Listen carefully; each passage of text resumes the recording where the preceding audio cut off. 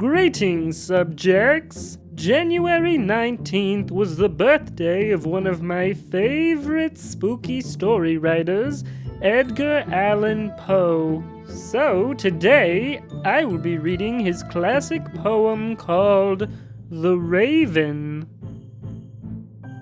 Once upon a midnight dreary, while I pondered, weak and weary, over many a quaint and curious volume of forgotten lore.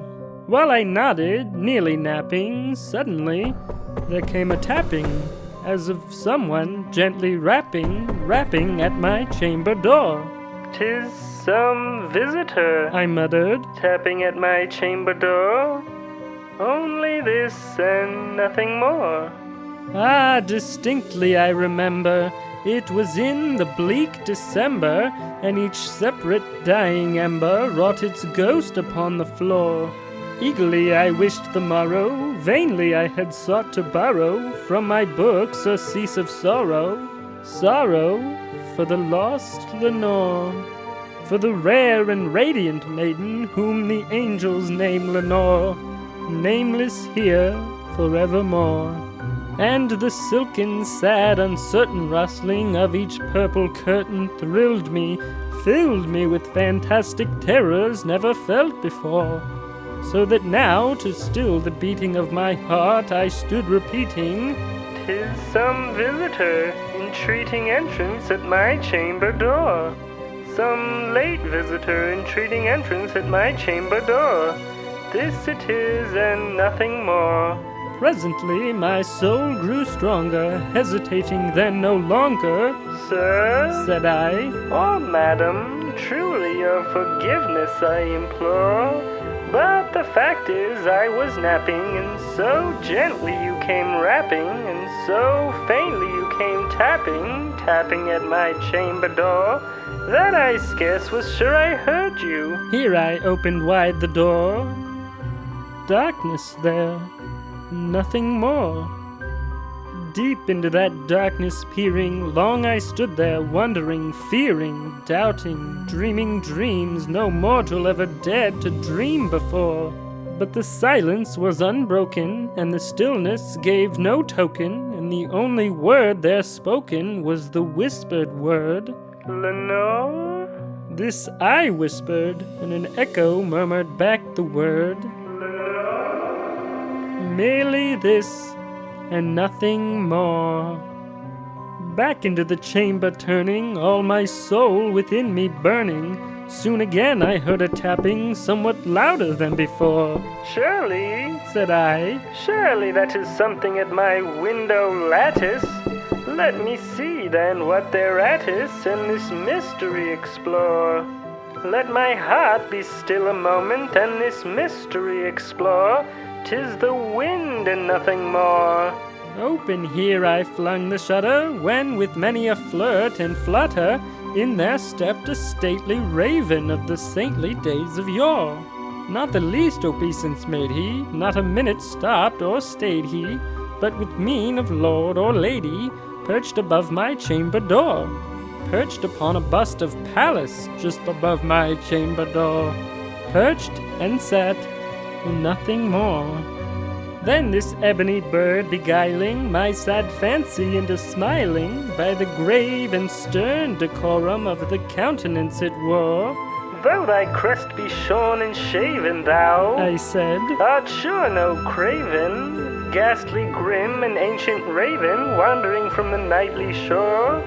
Tell me what thy lordly name is on the night's Plutonian shore." Quoth the raven, "Evermore."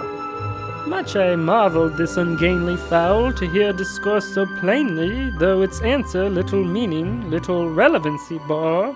For we cannot help agreeing that no living human being ever yet was blessed with seeing bird above his chamber door, bird or beast upon the sculptured bust above his chamber door, with such a name as Nevermore.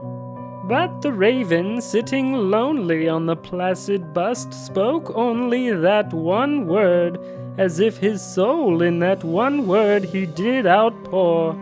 Nothing further than he uttered, not a feather than he fluttered, till I scarcely more than muttered, "Other friends have flown before. On the morrow he will leave me, as my hopes have flown before." Then the bird said, "Nevermore."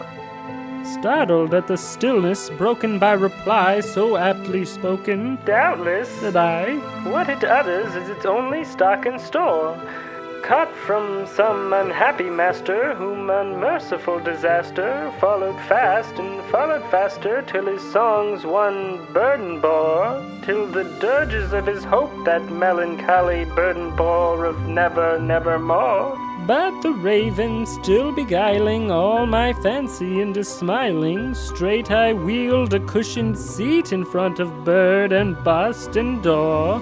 Then upon the velvet sinking, I betook myself to linking fancy unto fancy, thinking what this ominous bird of yore, what this grim, ungainly, ghastly, gaunt, and ominous bird of yore meant in croaking nevermore.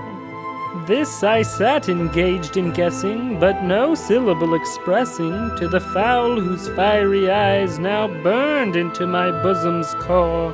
This and more I sat divining, with my head at ease reclining on the cushion's velvet lining that the lamplight gloated o'er, but whose velvet violet lining with the lamplight gloating o'er she shall press, nevermore.